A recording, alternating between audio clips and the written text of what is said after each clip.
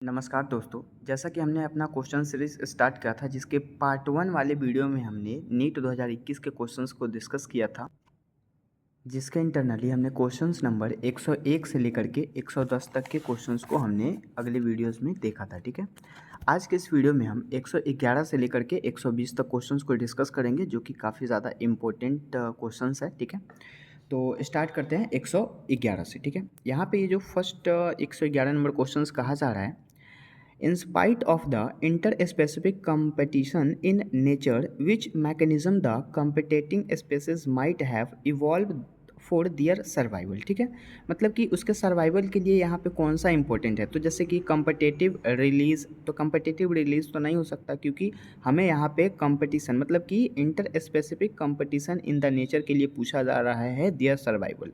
और म्यूचुअलिज्म भी नहीं हो सकता, प्रीडिशंस भी नहीं हो सकता। कंपटीशंस के लिए होता है रिजॉर्व पार्चेसिंग। ठीक है, मतलब कि यहाँ पे राइट आंसर्स फोर्थ हो जाएगा। ठीक है, उसके बाद आते हैं नेक्स्ट क्वेश्चंस पे। अब यहाँ पे ये जो नेक्स्ट क्वेश्चंस कहा जा रहा है, इसका क्या मतलब है, नेक्स्ट क्वेश्चंस क्या कहा जा रहा है। तो यहाँ पे इस क्वेश्चंस में कहा जा रहा है कि which of the following statement is not correct, मतलब इनमें से कौन सा स्टेटमेंट करेक्ट नहीं है। ठीक है, मतलब कि ये जो है ये क्वेश्चन इकोसिस्टम का है, और यहाँ पे है pyramid of biomass in sea is greatly upright. तो पैरामिड ऑफ बायोमास जो होता है वो इन्वर्टेड होता है, ना कि यहाँ पे अपराइट। ठीक है, तो यहाँ पे राइट आंसर्स नॉट करेक्ट पूछा गया है, तो यही हो जाएगा। ठीक है, उसके बाद pyramid of energy is always upright, ये बिल्कुल सही बात है। Pyramid of number is the upright ecosystem, जिसमें ग्रासलैंड इकोसिस्टम आता है।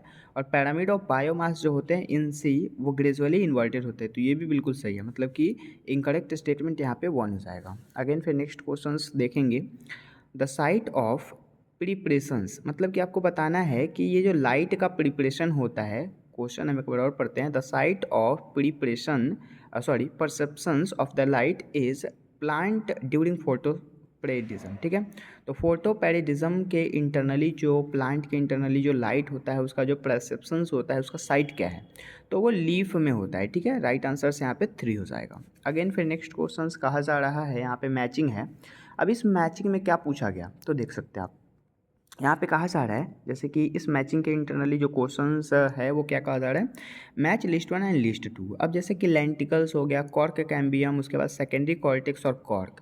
तो लेंटिकल्स का हम यहाँ पे एक्सचेंज ऑफ गैसेस को मिला देंगे, एक्सचेंज ऑफ गैसेस में लैक्टिकल्स रोल होता है। ठीक है, उसके बाद कॉर्क कैम्बियम का राइट आंसर फैलोजेन हो जाएगा।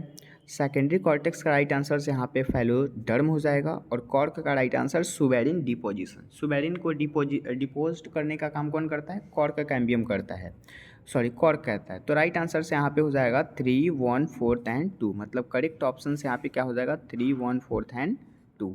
अगेन आते हैं नेक्स्ट क्वेश्चंस पे, जो कि मैचिंग पूछा गया है फिर से यहाँ पे है प्रोटोप्लास्ट। तो प्रोटोप्लास्ट का राइट आंसर क्या होगा, प्रोटोप्लास्ट फ्यूजन जो है इसका राइट आंसर यहाँ पे पोमैटो हो जाएगा, जिसको पोमैटो प्रोसेस के नाम से जानते हैं। उसके बाद प्लांट टिश्यू कल्चर किस में होगा, टोटिपोटेंसी नाम का प्रोसेस होगा। उसके बाद मेरिस्टेम कल्चर का यहाँ पे वायरस फ्री प्लांट हो जाएगा। और माइक्रो प्रोपेगेशंस जो कि सोमैक्लोन्स हो जाएगा, मतलब कि 2, 1, 4 and 3 is the right answer. Correct option choose करना है, राइट आंसर 1 हो जाएगा।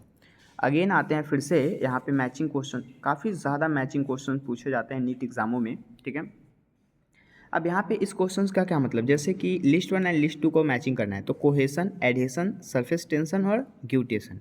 अब कोहेसन जो प्रोसेस होता है वो म्यूचुअल अट्रैक्शंस के लिए होता है अमॉन्ग वाटर मॉलिक्यूल्स।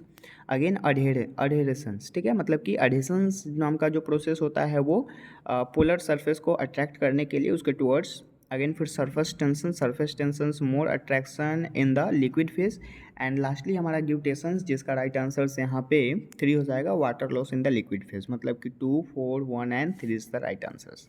ठीक है, अगेन फिर आते हैं नेक्स्ट क्वेश्चंस पे। नेक्स्ट क्वेश्चंस फिर यहाँ पे कहा जा रहा है when gene targeting involve gene amplifications is attempt in the individuals tissue to create disease, it is known as gene therapy.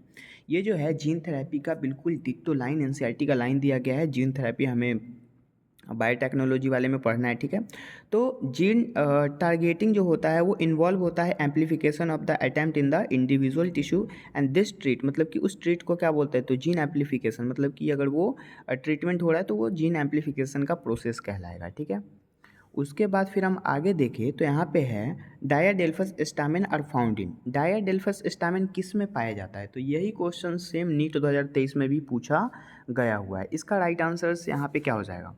तो डायाडेल्फस के लिए यहाँ पे पी हो सकता है, ठीक है। बाकी सिट्रस जो हो गया या फिर रोज़ एंड सिट्रस या फिर चाइना रोज़, तो ये सब के सब जो हैं वो मोनोडेल्फस है, ठीक है। तो आप यहाँ पे एक तो आपको यहाँ पे डायाडेल्फस का एग्जांपल मिल ही गया जो कि राइट आंसर्स हो गया। अब बाकी जो भी आंसर है वो मोनोडेल्फस है, ठीक है। तो आपको दो दो चीज़ यहाँ से एक बार में क्वेश्चन सॉल्व हो गया, ठीक है। उसके बाद नेक्स्ट क्वेश्चन है जो कि बिल्कुल ही एनसीईआरटी का लाइन है, चैप्टर 2 है क्लास 12 का। चैप्टर 2 कहने का मतलब अभी न्यू एनसीईआरटी के अकॉर्डिंग देखा जाए तो ये चैप्टर 1 हो चुका है, sexual reproduction in flowering plant, ठीक है।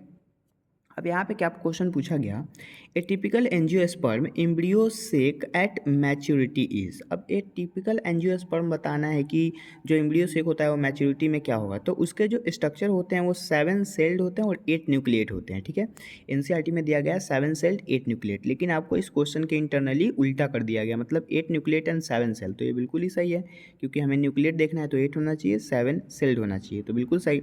यहाँ पे 7 न्यूक्लिएट कहा गया, 7 न्यूक्लिएट, तो ये दोनों तो ऑप्शनली गलत हो गया। 8 न्यूक्लिएट ये सही है, लेकिन यहाँ 8 सेल्ड दिया है, 7 सेल्ड होना चाहिए था, तो ये भी गलत हो गया, मतलब राइट आंसर फोर्थ हो जाएगा, ठीक है। बाकी एंटीपोडल सेल या फिर एग सिनर्जिड फिलीफोम एपर्टस या फिर ये सब स्ट्रक्चर आपको पता होना चाहिए, जो कि आपको फिगर बेस्ड क्वेश्चन से भी क्वेश्चन आ सकता है, ठीक है। Again next and last question हमारा इस वीडियो का, ठीक है। अब यहाँ पे ये जो है ये क्या क्वेश्चन कहा जा रहा है, मैच लिस्ट 1 एंड लिस्ट 2।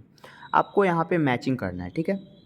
जैसे कि क्वेश्चन है cells with active cell division capacity, तो सेल के साथ साथ एक्टिव सेल डिवीज़न कैपेसिटी जो होता है वो क्या कहलाता है? तो मेरिस्टेमेटिक टिश्यू के इंटरनली ये प्रोसेस होता है। Again tissue having all cells similar in the structure and the functions, the right answer is simple tissue, okay.